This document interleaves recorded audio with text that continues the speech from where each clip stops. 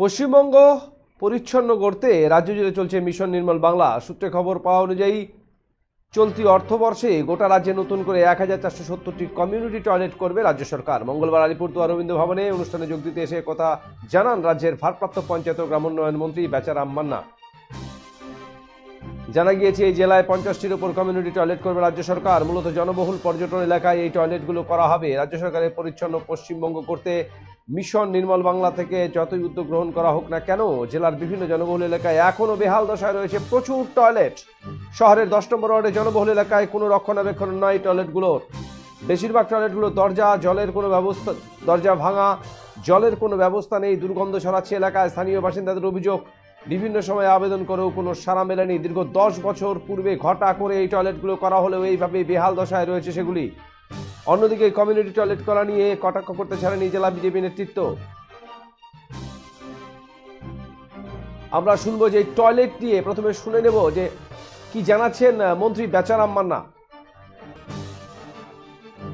এই যে কমিউনিটি টয়লেটের কথা বললেন স্বচ্ছতার জন্য, গোটা রাজ্য জুড়ে কতটা হবে, আমাদের জেলাতে আর কতটা হওয়া উচিত? আর দেখুন, আমাদের স্বচ্ছ ভারত মিশন নির্মল বাংলার যে আর্থিক সামর্থ্য রয়েছে, যেখানেই জনবহুল এলাকা, হাট বাজার, স্টেশন ঘাট বা হসপিটাল মোড়, এবং বিশেষ করে যেখানে পর্যটন কেন্দ্র, বেশি মানুষ যেখানে আনাগোনা করে, সেই জায়গাগুলো যেখানে আমাদের প্রধানরা প্রপোজাল দেবে বিডিওর মারফত, সেখানেই আমরা করে দেবো।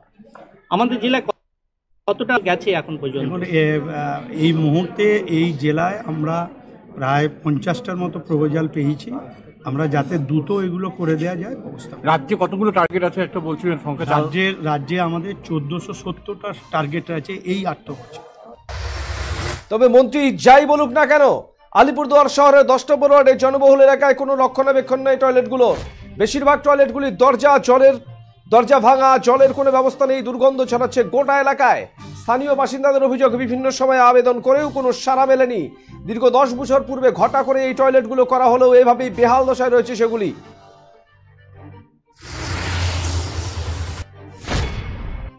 দেখাশোনার লোক নেই, চালু নেই। ট্যাঙ্কিটা অনেক দিন ধরে তো এটা চালু করেছে, কিন্তু ঠিক মতন এখন চালুই হয়নি। চালু না হলে তো, লোক না দিলে তো এটা এরকম হবেই। সেক্ষেত্রে বলবো এটা খুব বাজে হচ্ছে বা খারাপ জিনিস হচ্ছে। আশেপাশে বাড়ি যেহেতু আছে, এখানে বাচ্চা কাচ্চা নিয়ে এই নোংরা অবস্থায় এইভাবে পড়ে আছে।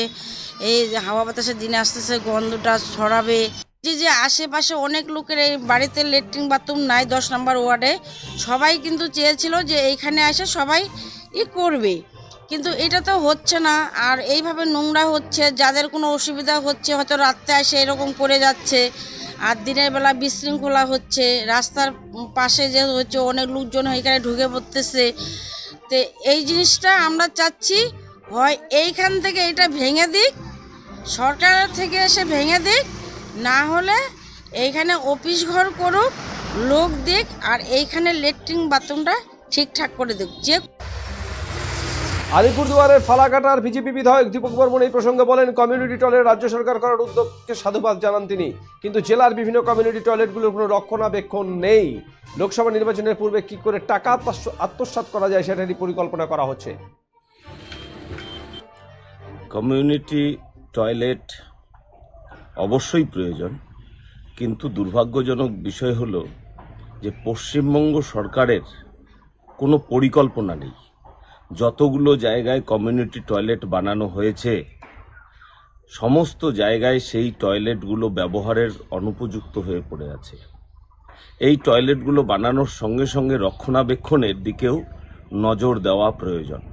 আসলে সামনে নির্বাচন এসেছে, এখন পয়সার প্রয়োজন, তাই কোথা থেকে সবচেয়ে সহজে পয়সা মারা যায় তার জন্যই এদের এই চিন্তা মাথায় এসেছে।